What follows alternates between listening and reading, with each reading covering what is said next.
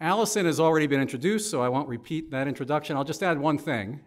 In her role as the chair of the U.S. Nuclear Regulatory Commission, I believe, if I got this correctly, she was the first Earth scientist to hold that role. So for fellow Earth scientists, very good.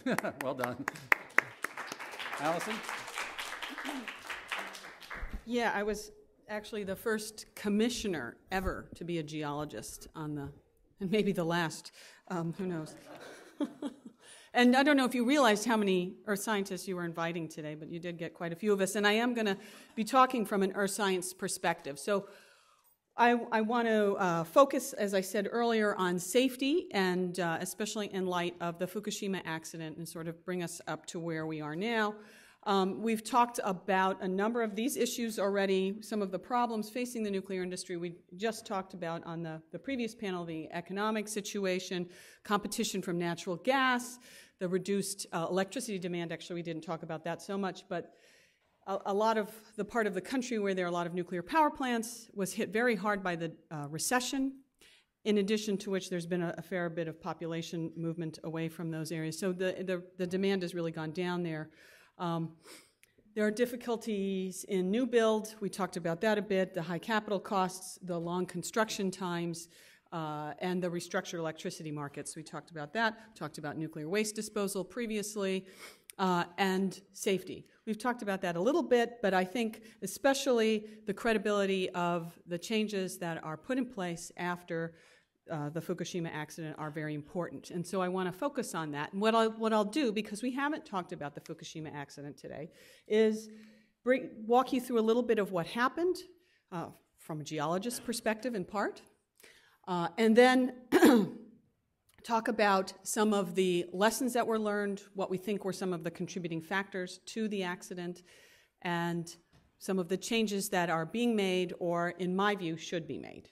So that's how I'm going to go forward. So again, let's start from a geologist's point of view. What happened at Fukushima? Well, on March 11, 2011, there was a massive 9.0 earthquake off the east coast of Japan. You can see the epicenter there, just northeast of Sendai. And in terms of the Tohoku quake, I think of this geologically. It was caused by essentially the Pacific plate, which is being subducted underneath the North American plate, and the earthquake occurred in that subduction zone.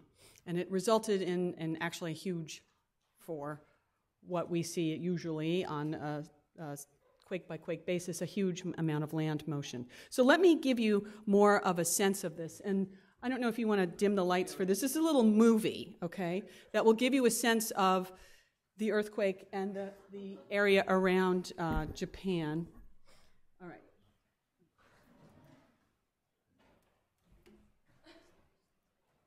So let me just tell you, this is, can you hear? Yeah. So the sizes of the circles relate to the magnitude of the earthquake, and you can see, and you can hear it too.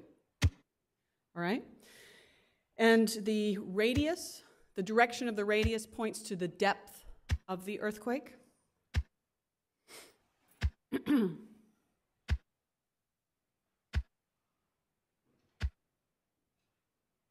so now you're going to see a map of Japan, and these are the earthquakes that are occurring. You can see, does this pointer work? Yes. So here's the subduction zone I was talking about, and here are earthquakes happening around Japan. And this is January the 15th, the 16th, the 17th, so we're marching in time in 2011, and you're getting a sense of the amount of earthquake activity. Japan is one of the most seismically active places on the planet, and you're getting a bit of a sense of that. You can see a lot of the quakes are associated with the subduction zones. And you can't hear it that well. I don't know where the volume is, but anyway. You can't hear it. As well as the other. Yeah. Okay, so now we're in February. I just want you to look out for a few precursor earthquakes, foreshocks that occurred just before the massive 9.0, and those foreshocks occur, they're about magnitude 6 or 7. Now we're in March, okay? Look for the foreshocks. There are the foreshocks. that was, and these are the aftershocks. Watch the days go by and the intense activity of the aftershocks. If you can, whoops, oh no, sorry. If you can, if you could read that thing was, no, this has its own mind. Sorry, now it's frozen. Didn't mean to ruin the movie for you.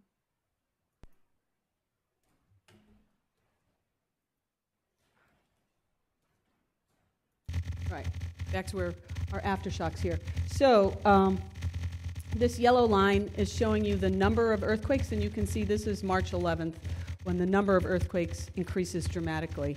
And these show you the magnitudes of the quakes and when they occur. These are just the big quakes that's listing. And you know, you're in April, and I'm not going to run this the whole way because this goes basically through almost the end of the year, but this kind of activity is maintained for a long time. So with such a massive earthquake, there are lots of aftershocks. So just want you to get that sense. Okay. Not significant. So there was, but that's a good segue into the next slide here. There was some significant damage in terms of roadways, etc. Buildings that were built to code were actually in fairly good shape as a result of that earthquake. It was offshore a bit. I remember reading some headlines at the time in Tokyo saying, oh, this was the big one for Tokyo. And no, it was not the big one for Tokyo. Tokyo was quite far away, over 250 kilometers away. The big one for Tokyo is yet to come. But nonetheless, older buildings did not survive very well. But the plant lost off-site power, so electricity was lost to a lot of places. But of course, worse was because of the large land subsidence in the ocean, there was a huge tsunami that was created as a result. Okay, the tsunami arrived on the shores of Japan between about 30 minutes to 60 minutes after the earthquake. And this is the tsunami arriving near Fukushima, where it arrived within 50 minutes of the earthquake. And the tsunami waters at the Fukushima Dai'ichi reactor site were about 14 to 15 meters high. That's 45 feet, for those of you who don't translate.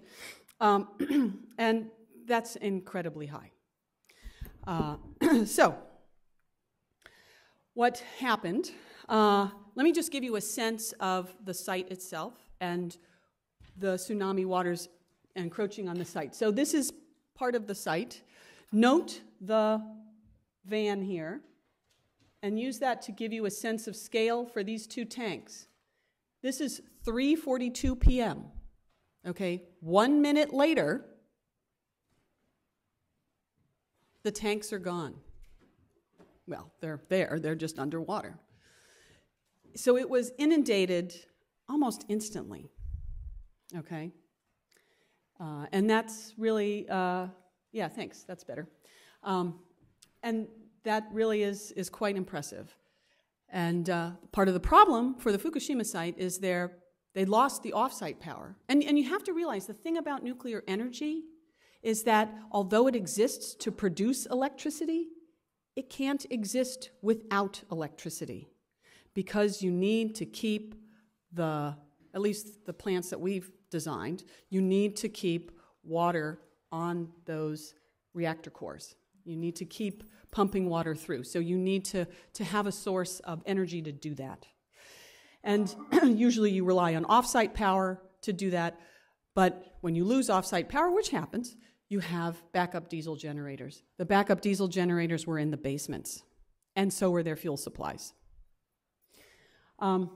So as a result, you all know this, 3 of the reactor units melted down.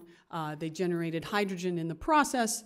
They experienced a number of massive explosions, which resulted in damage to the building, such as you see on the right here. That's Unit 3. The site itself, of course, because of the tsunami, not only did they lose off-site power? And there was just debris all over the place. When I was there, I went to the site in December 2012. There was still debris all over the place, which is pretty impressive for Japan, because they usually clean things up pretty quickly. I'll be going there in a few weeks, and I'm interested to see if some of that debris is still there. And here's just a perspective of the site. This is after the accident. You can see Unit 4, Unit 3, Unit 1, all with their tops blown off. Unit 2 suffered an explosion, but inside the plant. And you can see this is just all debris all over the place. So it was a mess. Of course, these meltdowns and subsequent releases of radiation contaminated the nearby towns. This is the Tomioka train station. A whole rail line had to be abandoned because of high radiation. Towns were deserted, probably permanently, a number of them. The only winner here is the weeds, which have now taken over a lot of these places. So this is a map of the Fukushima site here, and you can see the prevailing winds. Actually, they were very lucky with this accident because most of the prevailing winds were out to sea. So most of the radiation went out to sea. The vast majority did.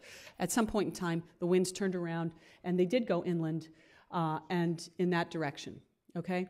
This first circle is 20 kilometers. The second circle is 30 kilometers. People out to 20 kilometers were evacuated. And the problem, of course, with these circular evacuation zones is that the wind always travels in one direction, so one area is contaminated and the other isn't. So what happened is that people went from relatively clean areas, and they evacuated into the danger zone without knowing it and without the government being telling them. So they, put themselves in danger. Now, this is actually over a year old now, but the exclusion areas have been shrinking. So the green and the orange were exclusion areas. They've now been freed up to some degree. There will remain some exclusion areas, which I think will last for quite a long time. 160,000 people were moved because of this and lost their jobs and livelihoods, etc. I do want to say that they have been making progress cleaning up the site. This is Unit 4. On the left here, shortly after the accident, you can see still pumping water into the spent fuel pool, which is the top of the building. I'll show you a little figure later explaining that. This is in December 2012 when I was there. They'd actually cleared off a lot of the debris on top, and we actually got to walk on top of the reactor. They have now, this was before and after, they put on an entire new roof on Unit 4, and they, as of the end of December, had moved all the spent fuel that was in that pool on Unit 4 to a common pool. That was quite a feat. And they're planning on doing this now for Unit 3's spent fuel pool. They're working through these reactors. Okay, so what were some of the causes of the accident? Well, as I said, loss of off-site power from the earthquake, and then, of course, the backup equipment was below ground and was drowned, basically.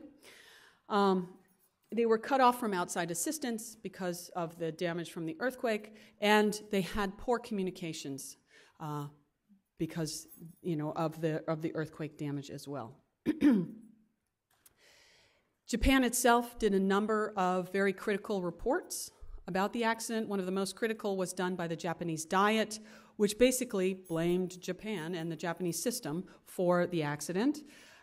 They said it was a result of collusion between the regulator and the government and TEPCO, the utility that ran the power plant. They blamed Japanese culture, especially the reluctance to question authority, which in the United States we value very highly. We call that safety culture. And we actually evaluate, the Nuclear Regulatory Commission evaluates plants for their safety culture. It's an important part of what we do. And so it was quite a damning report. I think there are a variety of contributing factors to this accident. I don't think you can point to one specific thing and say it was their fault. And the Nuclear Regulatory Commission, when asked, could a similar accident happen in the United States, they said U.S. regulations would not have prevented a similar accident in the United States. Why is that? Well, that's because Nobody, not the US, not any other regulator in any other country, ever contemplated more than one reactor melting down at once. This was new. We now have to think about this. And we now have to be prepared for this. And we hadn't considered certain what are called beyond design basis natural events. So Japan had not considered such a massive tsunami potentially occurring. In fact, they had not considered such a massive earthquake occurring. And that's because the seismology hadn't gotten to that point until after the Sumatra earthquake in 2004, at the end of 2004. So I can talk about that later if you're interested. So let's talk a little bit more about what else we learned from Fukushima. So on the right is a little diagram of the kind of reactor that exists at Fukushima. This is a boiling water reactor, General Electric, not Westinghouse, we had Westinghouse here. General Electric boiling water reactor of the Mark I design, okay? And what you're looking at here, the red, is the reactor vessel, okay? That's where the fuel is. And this sort of Erlenmeyer flask, you can see I did science, shaped area is called a containment, okay? And this is a concrete steel reinforced structure that hopefully will contain any kind of radioactivity that leaks out of the reactor vessel. That worked during the 3 Mile Island accident. That protected us from 3 Mile Island. It did not work at Fukushima. And one thing to note here is that the containment is very small. You don't know this because unless you're a nuclear engineer, but pressurized water reactors have much larger containments. So if the containment itself gets pressurized, there's a lot more space to handle that pressure, increase in pressure. So one thing that was noted by many, including the Nuclear Regulatory Commission, is that the small containments in Mark I and Mark II design reactors pose particular challenges, especially with venting, and so that has to be addressed. There are ways to vent these containments to release that pressure, but they're right now designed very difficult to get to. I've been to some of them and crawled around. You really have to crawl around in the bowels of these buildings and climb over all sorts of equipment, and you can try to imagine doing that under the high accident conditions that would exist during an accident. So, another thing that became a real issue during the Fukushima accident was the spent fuel pool, which you can see is all the way up here. There was a question, especially for Unit 4, which had the most and the freshest, hottest spent fuel in it, as to whether it was boiling off that water, because the spent fuel pools need also active circulation of water, so they need that electricity. And so there was a lot of money spent and a lot of sweat spent trying to decide whether that spent fuel pool on Unit 4 had boiled off that water or not. Because if it had, there was a high potential for large radioactive release. So that's another lesson. So what were some of the responses? And these are responses made not just by the United States, the Nuclear Regulatory Commission here, but by the French and by the Germans and by the British and everybody, and the Japanese as well. So obviously you need backup equipment.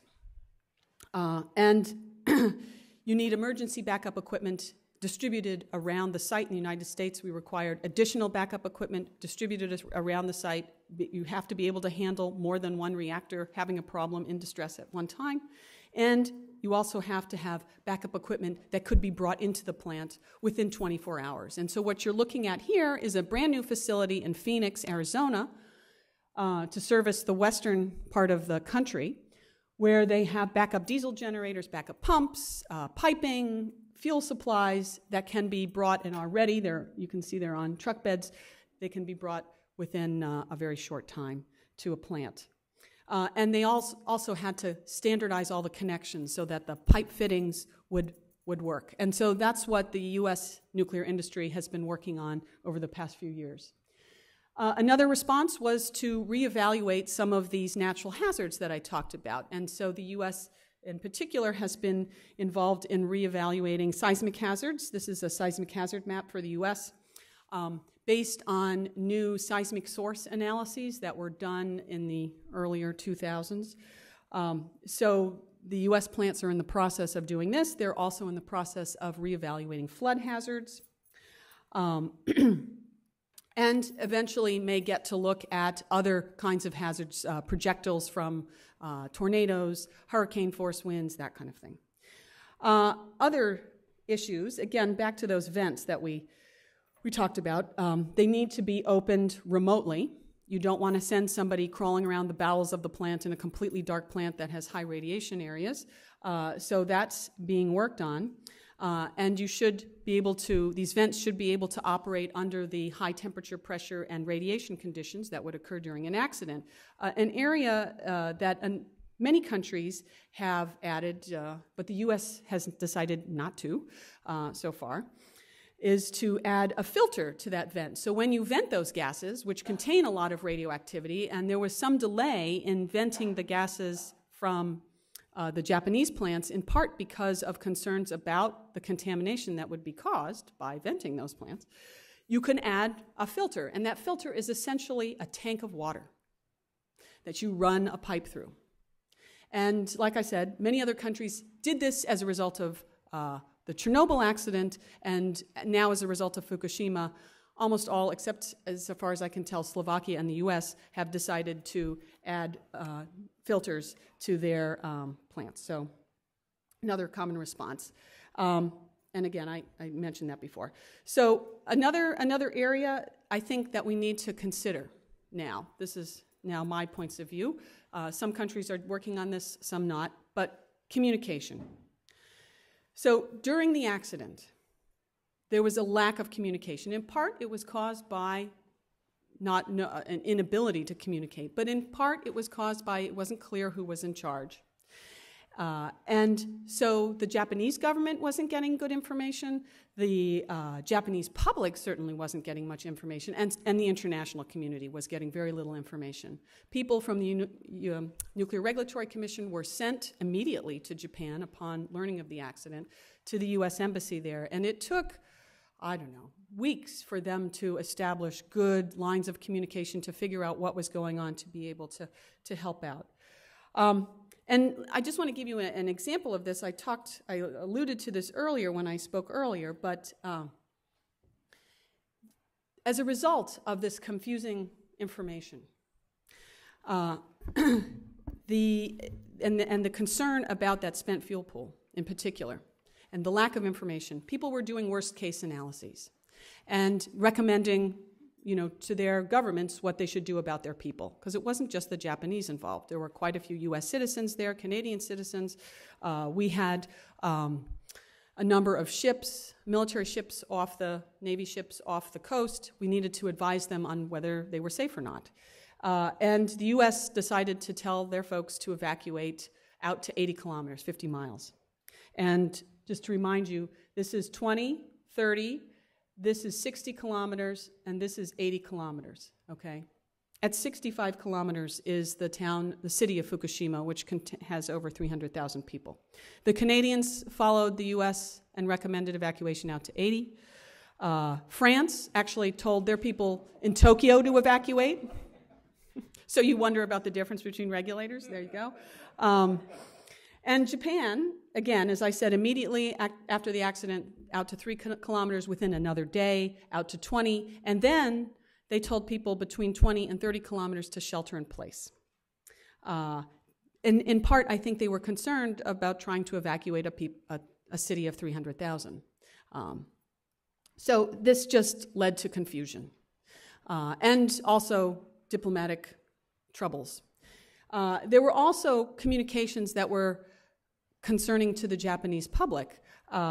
They changed the allowed doses to workers, and that sort of makes sense because they have a crisis scenario, a catastrophe. That one I think people can live with, that change, but what the public could not live with was this one, that the dose to children was increased from allowable dose from 1 millisievert to 20. And that, I think, did a lot of damage to the Japanese public's sense of trust of the government and the nuclear industry. After the accident, there was also a lot of communication confusion that we experienced here in the United States. On the right here is a little map of the plume. As I said, most of the radiation went out to sea. Well, that eventually was going to come to the United States. A lot of radiation went into the water. This is one of the more conservative models of radiation coming out from Japan, the plume coming over to the US. This is arriving here about last year and then dissipating over time. And so there's been a lot of confusion about that. Why? Because there has been almost no data collection. You know, how do you know? How do you confirm? Well, you go out there and you actually take water samples and measure. And there was a late coordination among government agencies. We started getting questions while I was at the Nuclear Regulatory Commission. Oh, you know, should I be worried? You know, what's the radiation coming? Other folks at other agencies were getting these kinds of questions, but there was little coordination. Eventually, they did pull together. And there's a lot of misinformation on the web. You know, YouTube videos of guys with Geiger counters at a beach in California measuring, you know, background differences and saying, oh my God, it's here, you know, you have to run. Anyway, one guy really has gone out there and been trying to do a lot of work. Dr. Ken Buesler of the Woods Hole Oceanographic Institution, he's the one person who's been doing some objective measurements of what's going on out there. And let me just assure you that any radiation coming to U.S. shores is 2 orders of magnitude, so, you know, 100 times less than the drinking water standard. So it's really nothing to worry about, but it is measurable. I think other additional considerations should be economic consequences from the accident. And I'll say at the outset that I don't think counting prompt deaths, contrary to what we heard this morning, is really relevant, frankly. And that's because what happened in Japan, and certainly what happened at Chernobyl, is a large loss of land use, a loss of water use. The fishing industry around Fukushima is destroyed. The agricultural industry is destroyed. As I said, 160,000 people evacuated, lost their homes, lost their livelihoods. There were extreme psychological effects that persist to this day. They lost 30% of their electricity supply, and we're now in 2015, 4 years after the accident, and they don't have it back. And if it comes back, it'll be slow. And they, of course, lost the investment at the site. So these are huge losses that aren't life losses. They're not dead people, but they're extremely relevant. And radiation can affect other countries. In the Chernobyl accident, you see a map of the radiation from the Chernobyl accident. That radiation went over 1,000 kilometers.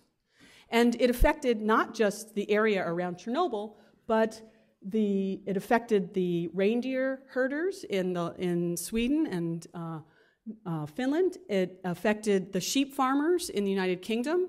They couldn't use their sheep because their sheep were contaminated. So this, you know, and this issue of radiation affecting other countries is especially relevant, I think, for countries in the European Union. And they're very concerned about that. And I think that's, you know, I talked earlier about the Convention on Nuclear Safety and some of the changes that were attempted there. That feeds into that sense. Another thing I think we need to put some forethought into is if you have an accident, how are you going to clean it up? Because watching the experience at Japan has been very eye-opening. You need a place to deal with contaminated water. You need a place to put the contaminated materials. You better have a plan for that waste.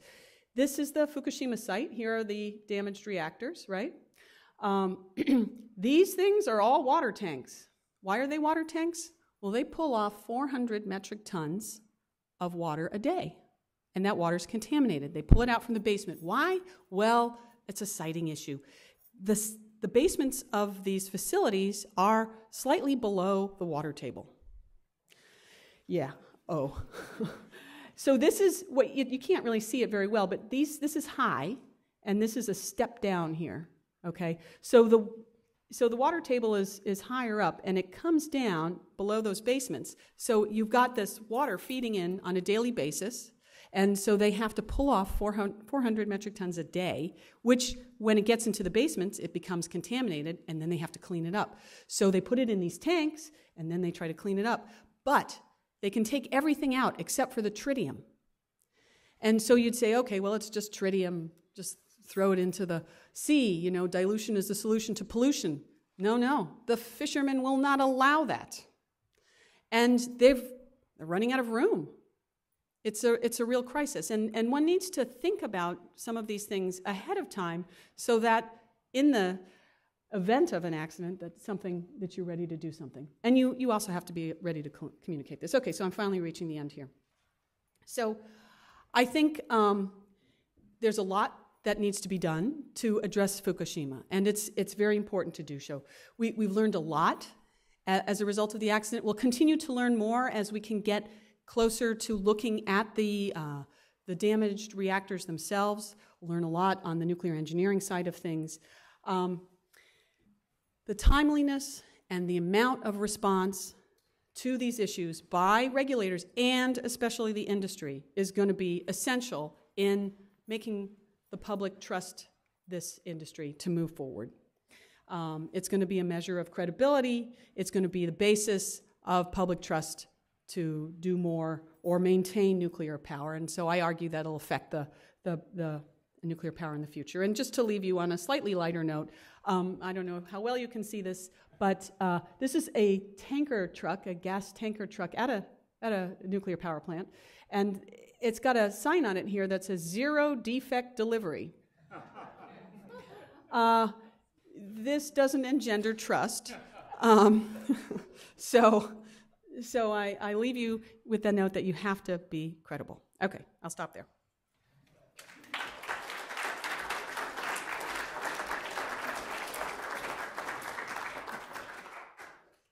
Allison, thanks so much. That was absolutely terrific. Questions? Wait for the mic.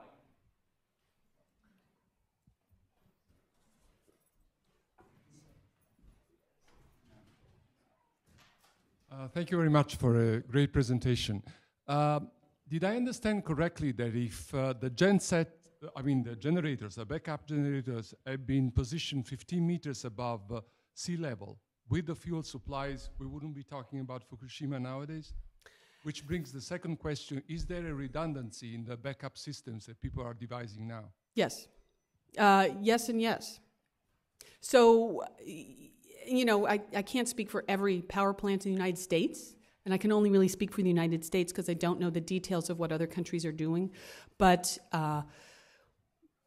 one of the things the Nuclear Regulatory Commission is looking for is backup diesel generators, backup systems that are either in some kind of earthquake-protected building or distributed around the site so that, you know, if some event takes out the diesel generator high up there, there's one lower down, something like that. So, yes. Hi, I have a somewhat off-topic question, more about security and proliferation. Fine. It's about how much interaction there is among the folks at NRC who are regulating electric nuclear power and the folks who are regulating security of nuclear weapon sites, and considering when nonviolent protesters, including 80-year-old nuns, repeatedly enter high-security nuclear weapon sites, I'd imagine that's a real security and also public relations concern for those trying to manage the security of nuclear power sites where there's spent fuel rods and whatnot. Right. And how what the interaction is, what the concerns are, and what's being done about them. Sure, great question. In terms of the degree of interaction, there's some discussion, but not a lot. But after 9/11, the Nuclear Regulatory Commission made a lot of regulatory changes to make plants much more secure. And all the plants I visited are very secure. There would not be any 82-year-old nuns that would make it to the reactor building and start banging on it with a hammer. They wouldn't get close. You have to go through multiple fences. There are guard booths that are 60 feet high all around the site with guards in them, lots of guns. At many facilities, many of these plants, 30% of the workforce is security. And in my view, one of the good things is a lot of the workforce works directly for the company. They are not subcontractors or contractors, which was the case at Oak Ridge. And so I think that's a real plus. So I think that the nuclear industry and the regulators have done a lot to really secure plants. They also are required to, every 2 or 3 years, every year they're supposed to do force-on-force activities where they pretend they're being attacked. The Nuclear Regulatory Commission watches and evaluates them every 2 or 3 years, and they're basically ex-Navy SEALs are brought in to challenge the site with the latest technology that's being used in whatever war we're fighting. And if they fail, they're reported to their governor and they're reported to Congress. And that scares a lot of the utilities enough that they actually heavily invest in the security side. So I think the model now that exists for security at nuclear power facilities in the U.S. is a very good one. Yeah. Hi. So your point's well taken about counting other impacts, obviously, besides just deaths. And I don't think I was implying that in my talk. For instance, I did cover psychological trauma from the Chernobyl accident, as well as morbidity, prevented morbidity in the calculations that we did.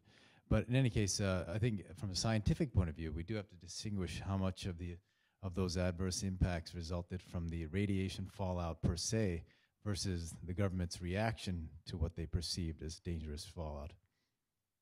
Why?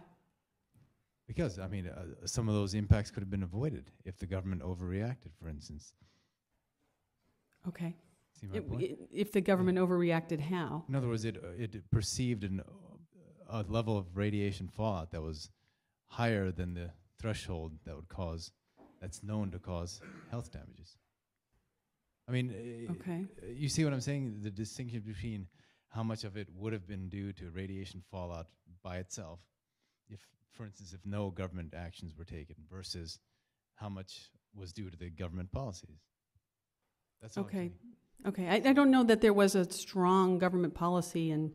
Well, I'm talking about the evacuations, for instance, and right. Those things. I mean, as I mentioned, the UNSCEAR report on Fukushima did look at ecological effects, and they found only a temporary effect on wildlife, for instance.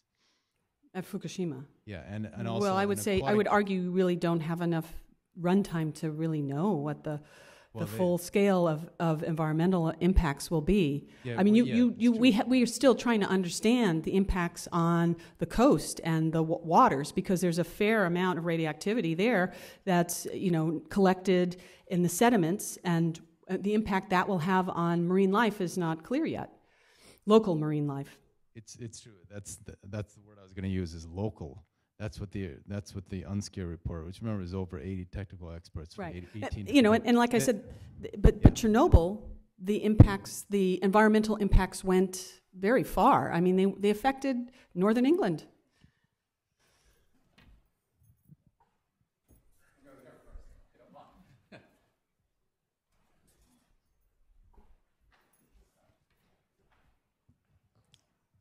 If I understood at the beginning of your talk, you said that there had been an increase in earthquake activity in the year.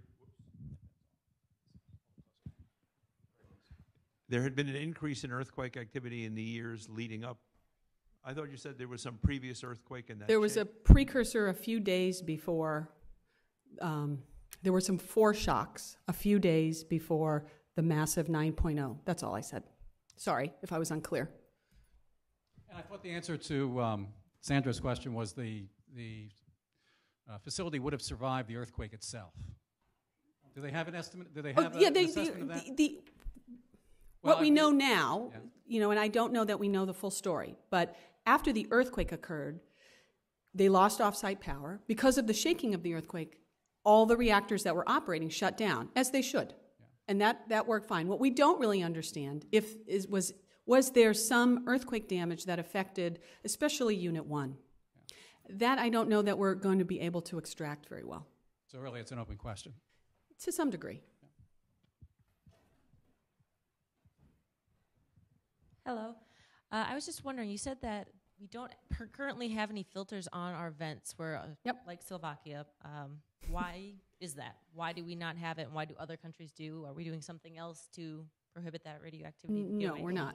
You know, there's a rulemaking now, which is, I think, having some trouble, but looking at alternative ways of scrubbing and using a lot of human operator actions to try to put water into the containment to scrub and basically knock out some of that radioactivity into the water. Whether that will work, those containments are pretty complex. There's a lot of equipment there, how the water would be sprayed and whether it would really work well, I think it's very difficult to model. You're also very dependent on human operator actions in a crisis, and I think that's a very uncertain thing to depend on. Why not just put a little tank outside?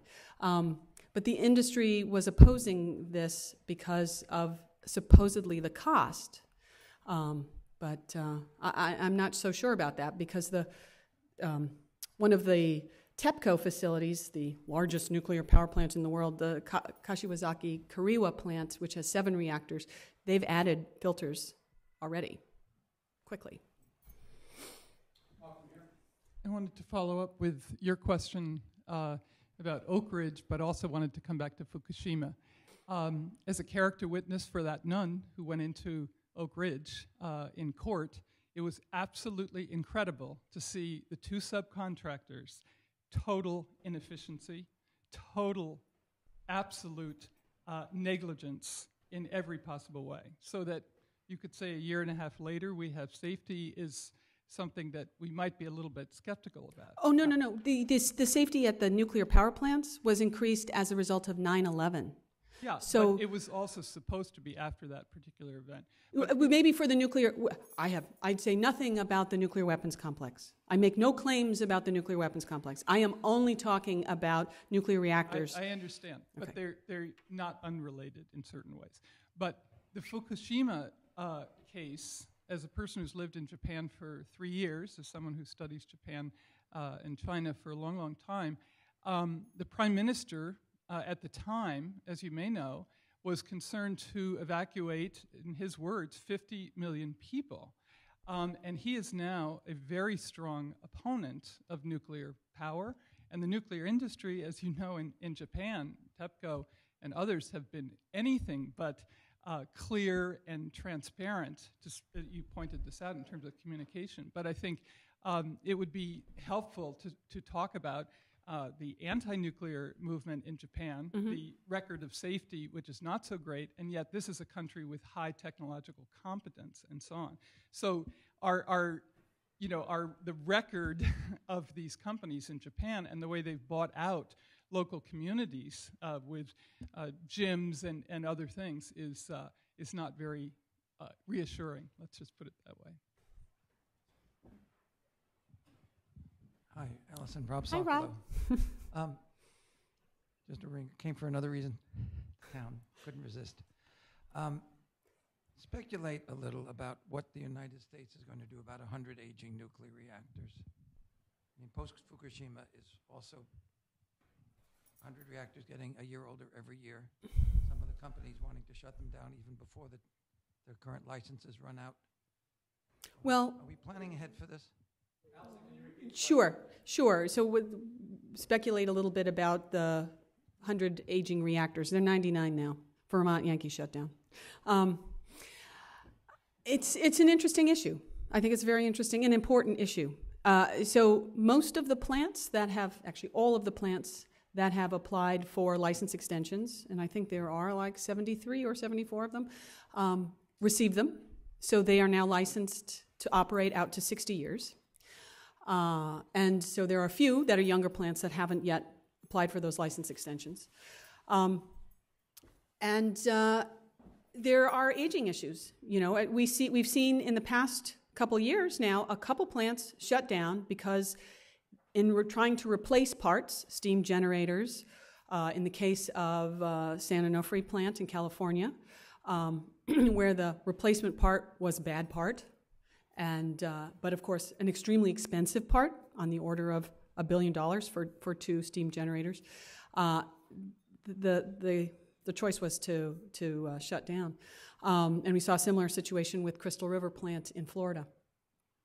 So there are important issues there that have to be tracked. Some of the significant ones is that a lot of the piping and the electrical supplies at the reactors are buried, and those are difficult. You can't see them.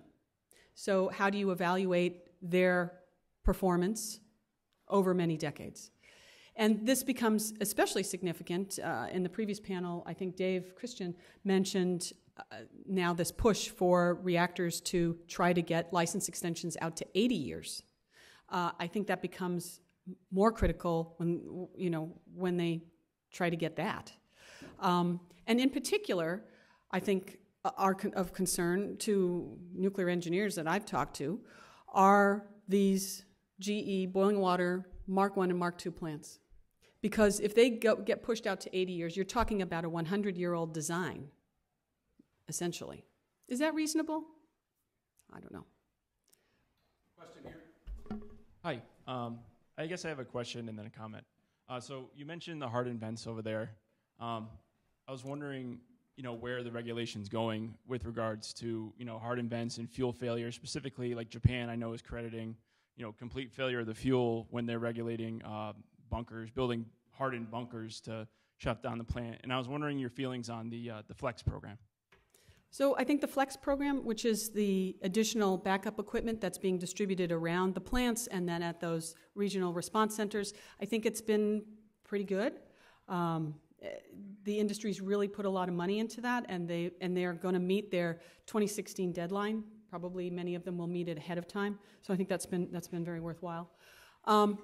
In terms of the hardened vents, now there's an order out to the Mark I and Mark II reactors in the country. And by the way, there are 22 Mark I reactors and 8 Mark II reactors operating in the country. And those are required to harden their vents, and they're working on that now.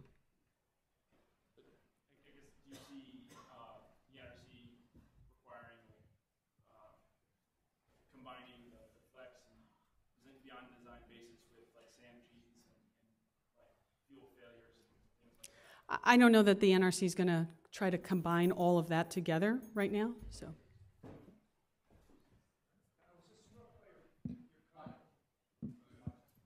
I was struck by your comment about sort of the responsible nature of placing the nuclear plant where it was placed. Mm-hmm.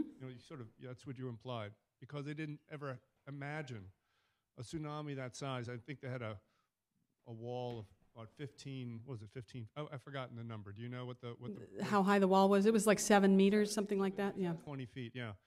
And so, number one, just from a geologist point of view, you build a plant on the side of the subduction zone where a tsunami will arrive, and they have another side to the island, right? So yeah, but that's pretty seismically active too. Okay, but actually there isn't a subduction zone, I think. But it's still pretty seismically active. Is there a history of tsunamis on that side of the? I don't know actually. Yeah. But there are, and I'm curious what is the record of tsunami heights from that area that they could glean, not just from it's recent. Right. And so to me, the first thing I was struck by this was how irresponsible it was to actually place this. I don't care, whether things have been happening the last 10, 20 years. You're giving me an earth science perspective. There's just no way of predicting the magnitude of that earthquake and putting it on that side of the island, and also having a history of tsunamis with a particular height that they could have predicted. So the first thing I would say is that that's screwed up. But also that if we're doing anything similar, it's screwed up as well. And the first thing I would think of is like Indian Point, and I know that there's a fault that runs right by that plant as well. So why wouldn't you want to learn from that experience now and not not lead yourself down to the road of a disaster that, of course, you couldn't predict, but it's a good likelihood to occur just because of the geology in the area? Well, I think You bring up a lot of good points. Citing is important, and you cite with the knowledge that you have.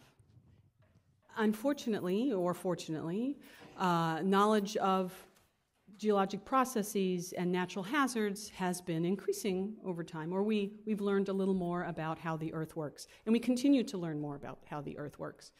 Now, I think the question then is, how do you incorporate that new knowledge in a timely basis into your safety regime? And I think that's really where the rub is right now. And whether we're going to do that and whether the Japanese are going to do that, you know, they're looking right now at whether there is a fault that runs through a reactor facility. From a geologist's point of view, from my point of view, I don't know about Rod, but I think whether the fault runs right under your building or runs 300 feet away from your building, it's kind of irrelevant.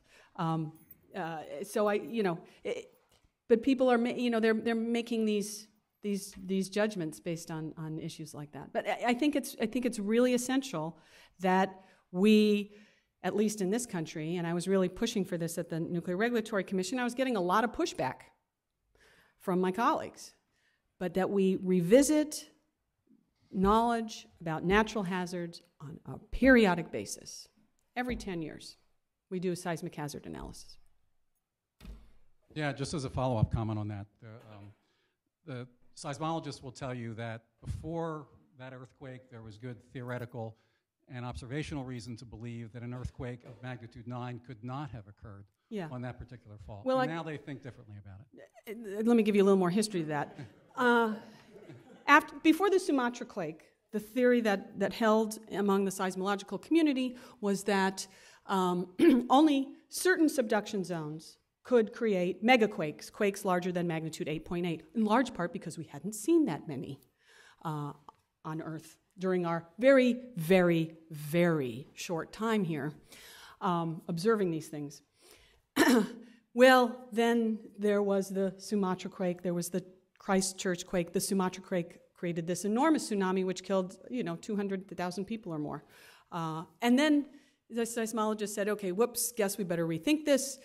Now, the accepted idea, this was now probably around 2007, 2008, all subduction zones of sufficient length can produce megaquakes. And then in 2011, we get another example of this. So in some senses, how quickly does the nuclear industry have to catch up to this new knowledge is an important issue.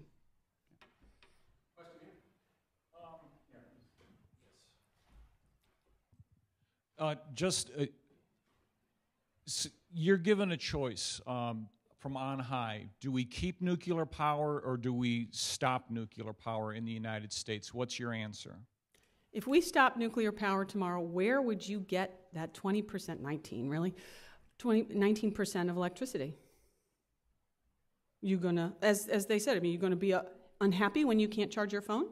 Well, I'm asking you if there's a choice, because there's people in this country that want to see nuclear end, and then there's people in this country that want to see advanced the Generation 3 plus that with the AP1000s and the newer generations of machines come online sometime soon, and in active development for.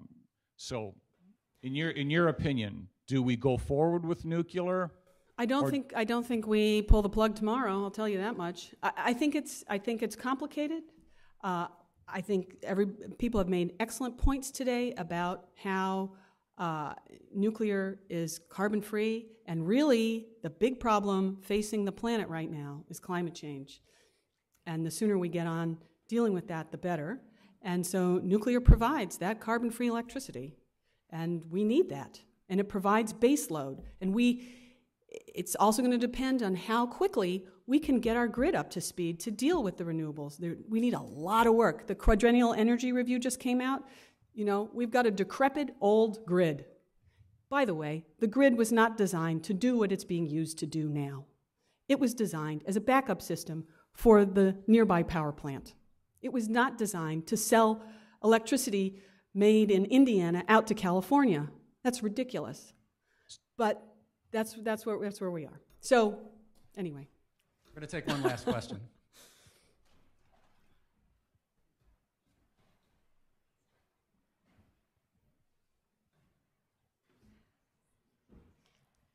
I'd like to, rather than ask a question of Dr. MacFarlane, because she did a great job, just make a couple of comments.